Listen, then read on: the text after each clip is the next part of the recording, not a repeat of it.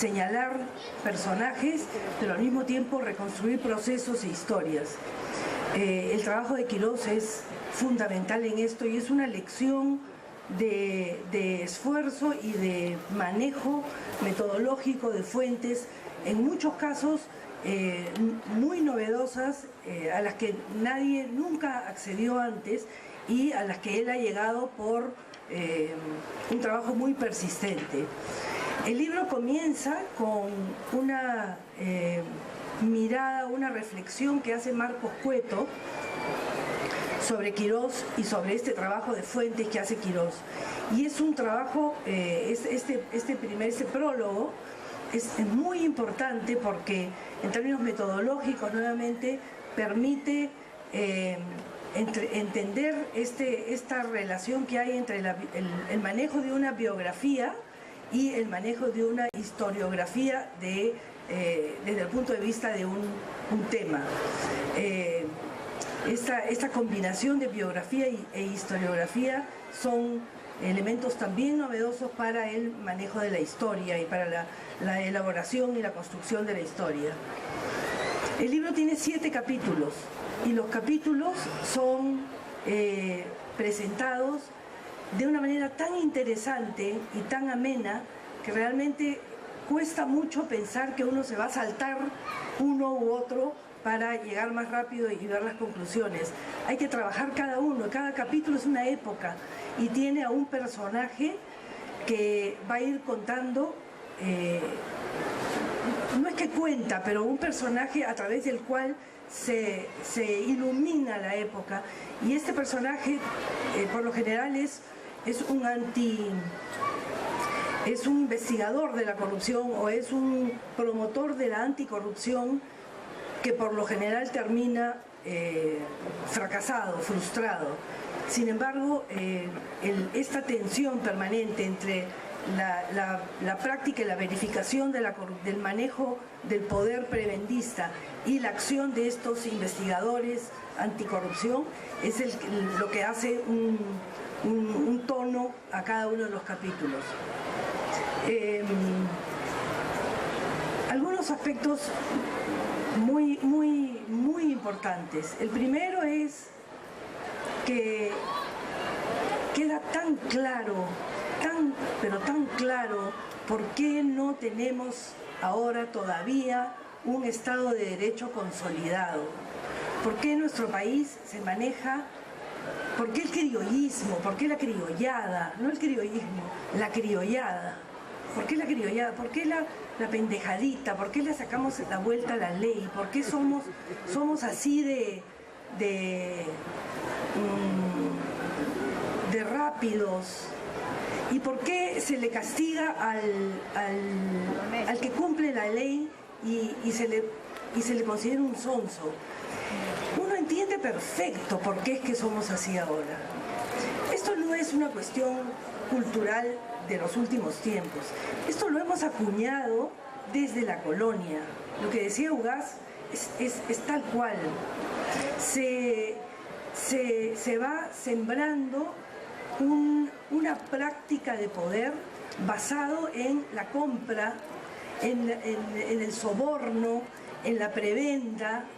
Y esto, nomás la historia de Bolívar y San Martín ya es muy frustrante leerla, y las cosas que cuenta y que consigna Quirós llaman poderosamente la atención, porque finalmente son nuestros prohombres, ¿no?, de la independencia.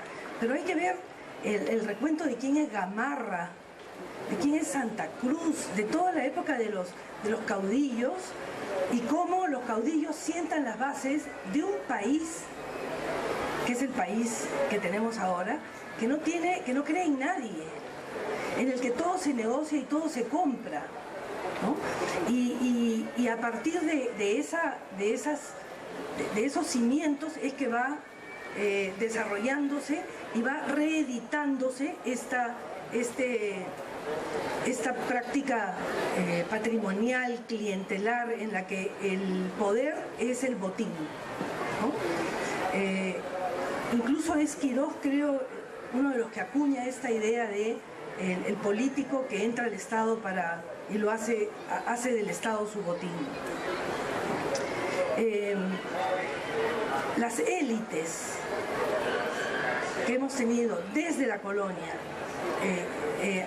desde inicios de la República hasta la actualidad, son élites que tienen esta misma práctica prebendista, pero que van cambiando y que van manteniendo más o menos la misma actuación. Están los militares, digamos que son militares, políticos y empresarios que se van turnando como prioridad en cada uno de los momentos, pero son estos tres sectores que se van repartiendo el poder en cada una de las épocas. En el caso de los empresarios, por ejemplo,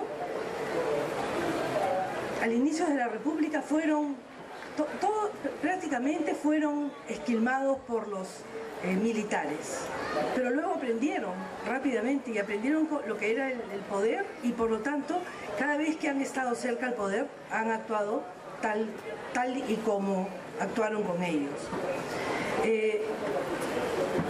Y finalmente esta asociación, esta conclusión que hace Quirós sobre la política como clientelismo, autoritarismo y corrupción, creo que es muy importante de analizar y de aplicar ahora, de comprender ahora. Yo acabo de estar en San Martín. Estamos asesorando a la Comisión Regional Anticorrupción, y uno de los aspectos fascinantes de esta región es justamente esa combinación entre un gobierno regional muy proactivo, muy dinámico, con un gran empuje hacia la modernización y la reforma del Estado regional, pero al mismo tiempo un Estado regional muy débil, ¿no?, con autoridades que no tienen competencias para actuar y por lo tanto una población permanentemente frustrada frente a una serie de proyectos que no se logran hacer. Yo creo que el Perú tiene en este momento una situación, no sé si ahorita tan excepcional como la que teníamos, pero en todo caso sí una serie de elementos hacia adelante, y es muy importante trabajar el tema de la corrupción, y es muy importante no dejarnos ganar por el efecto de los casos que venimos viendo y seguir peleando por esto. Gracias.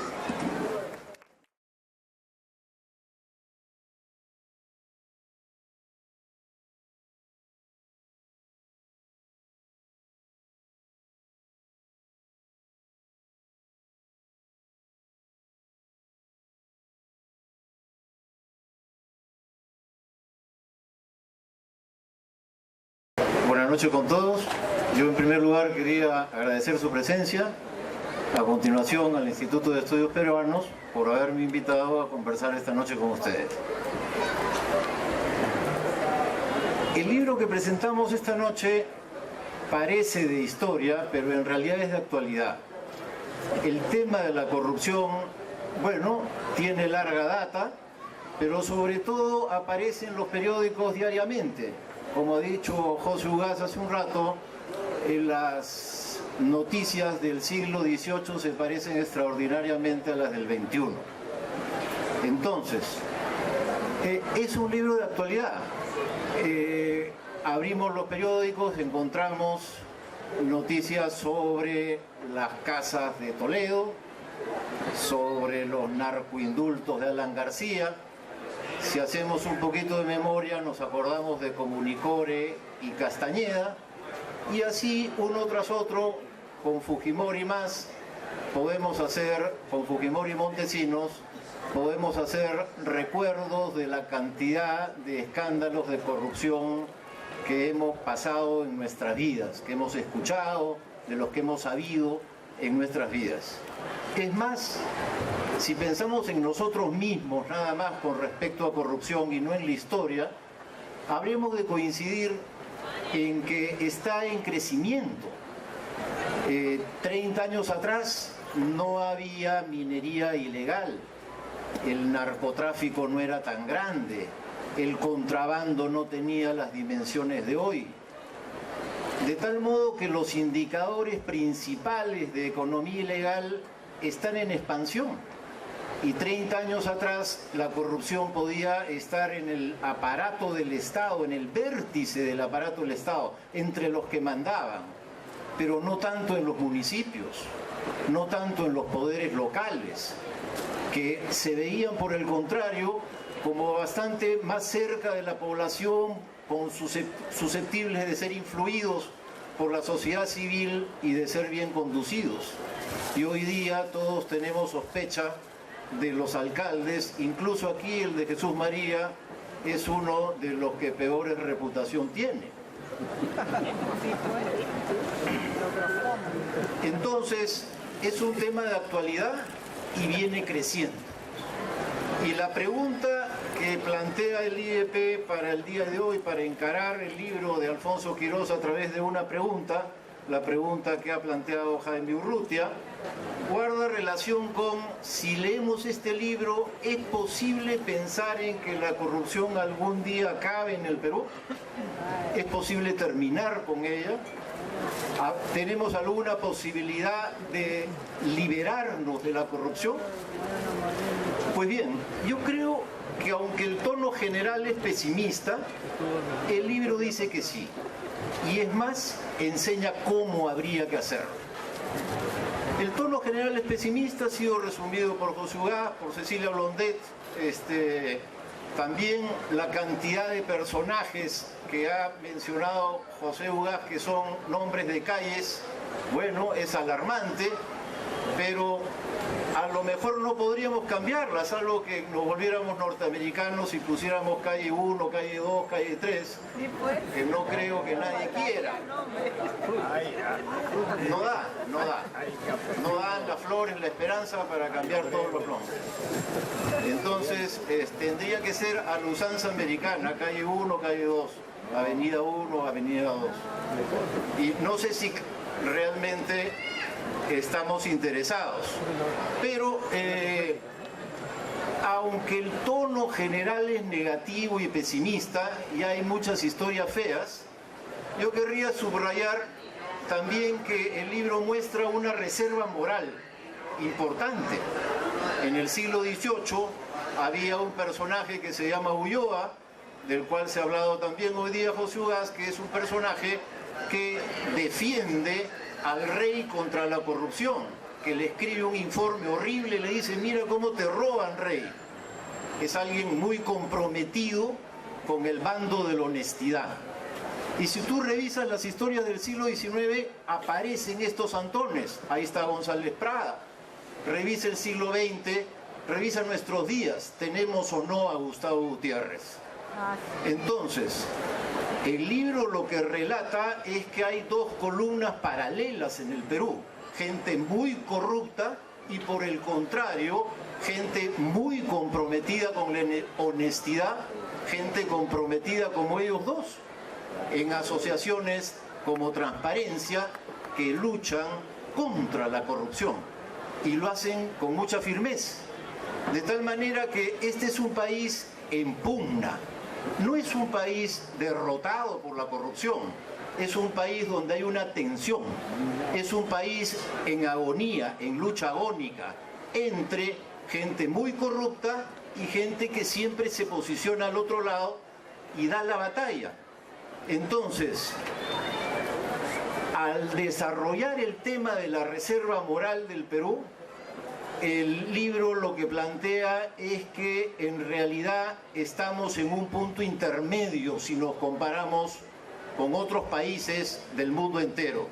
No somos de los estados más corruptos. ¿Por qué? Porque hay esa gente que desde los periódicos, de diversos medios, está denunciando, está señalando y está impidiendo que la corrupción se generalice. Entonces, somos un país intermedio. Hay países mucho más corruptos que el nuestro y hay países que se han desembarazado del asunto. Incluso hay algunos que empezaron siendo muy corruptos y que hoy día no lo son más. Revisando esos casos, y a la luz de lo que dice Quirós en el libro, creo que hay una cierta respuesta a cómo podríamos hacer para terminar con la corrupción. En primer lugar, tiene que ver con la reforma del Estado.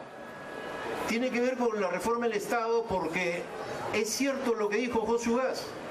La definición de corrupción involucra a un funcionario del Estado y a un mal empresario que le paga un soborno, porque no es un mal funcionario solo, necesita al otro.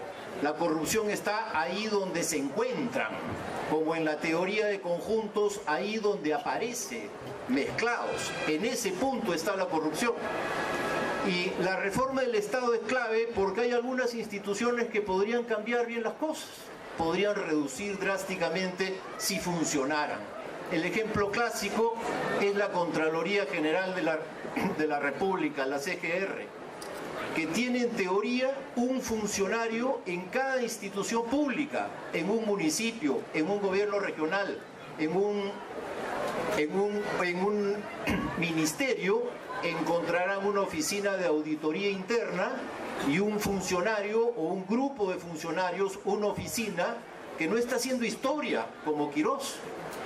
Es una oficina que está en tiempo real y podría estar perfectamente dedicada a evitar que haya corrupción. Si esta institución funcionaria, yo estoy seguro que bajaría drásticamente. Lo que pasa es que no funciona, lo que pasa es que los gobiernos no tienen interés en pararla, en ponerle gente de primera, en ponerle equipamiento de primera, en darle poderes realmente para intervenir y darle poderes realmente para sancionar. Y entonces está un poco pintada en la pared. Pero una reforma de los institutos de control, de las entidades de control, ayudaría mucho. En segundo lugar, tiene que ver con el poder de sanción, porque no es que nos pongamos promusulmanes de que al que roba le corten el brazo en la plaza pública y el resto se asustará, pero algo de eso hay, y sobre todo en el Perú, en el sentido negativo. La mayoría de la gente corrupta pasa impune porque el Poder Judicial no funciona y por el contrario está lleno de los males que deberían estar siendo sancionados.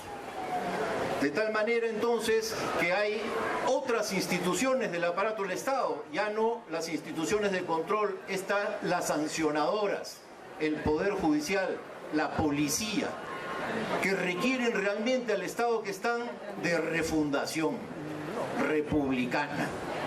Pero hay ahí entonces un segundo nivel de tareas, de actividades, de responsabilidades que son indispensables afrontar, encarar para poder terminar con la corrupción.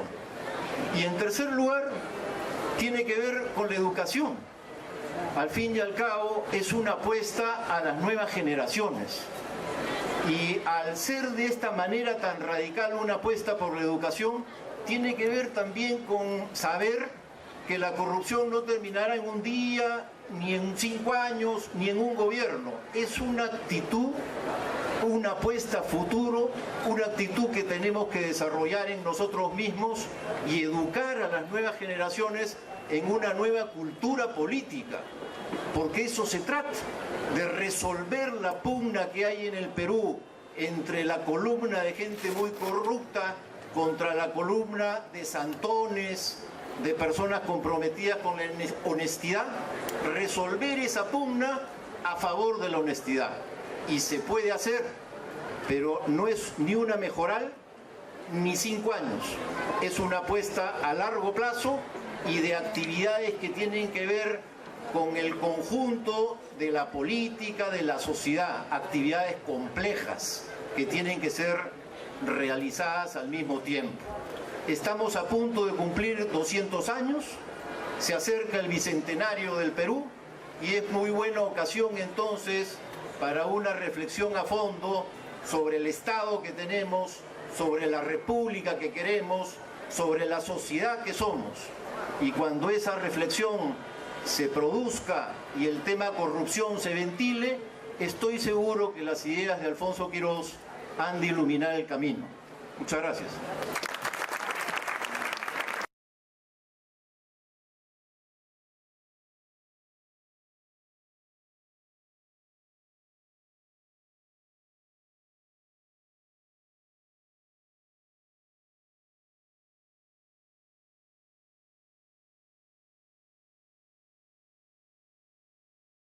Hay siempre que pensar en que es posible construir un país distinto al que tenemos ahora, donde no hay partidos, no hay instituciones, donde tenemos la institucionalidad que ha sido descrita en las exposiciones. Vamos a hacer una segunda vuelta.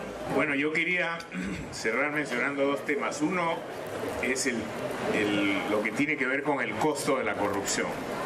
El costo de la corrupción en términos de viabilidad del desarrollo y lo que el Perú podría haber sido hoy día si no hubiéramos tenido que pagar esta factura histórica de prácticas corruptas a lo largo de toda nuestra historia. Dice Quirós en su libro que en términos de pérdidas directas e indirectas por materia de corrupción, el Perú perdió fondos equivalentes a un promedio entre el 30 al 40% del gasto gubernamental y el 3 a 4% del PBI. Estas enormes pérdidas, dice él, representarían del 40 al 50% de las posibilidades de desarrollo en el largo plazo. Es decir, la mitad de los recursos con los que debíamos haber contado para poder haber desarrollado esta nación se perdieron por el lado de la corrupción. Y eso es realmente dramático para un país que tiene los índices de pobreza que nosotros mantenemos, de debilidad institucional en la que nos encontramos y que hace que cada vez que estamos con posibilidades de salir adelante ocurran hechos que nos atan a esta problemática. Y creo que eso da pie a pensar realmente hasta qué punto esta inversión, porque creo que ese es el concepto en el que debería pensarse cuando uno habla de lucha contra la corrupción, que debería hacerse para intentar la reforma del Estado, debería ser una inversión prioritaria. Si Contraloría de la República, como ha señalado Antonio Zapata, efectivamente tuviera los recursos, podría hacer control preventivo y evitar que estas ingentes cantidades de dinero se pierdan cuando las requerimos para salud. Estamos viendo el problema de la huelga de los médicos y las enfermeras, educación para nuestros niños que califican entre los últimos de América Latina en materia de rendimiento, para lo que es vivienda, salubridad, en agua potable, etcétera, etcétera.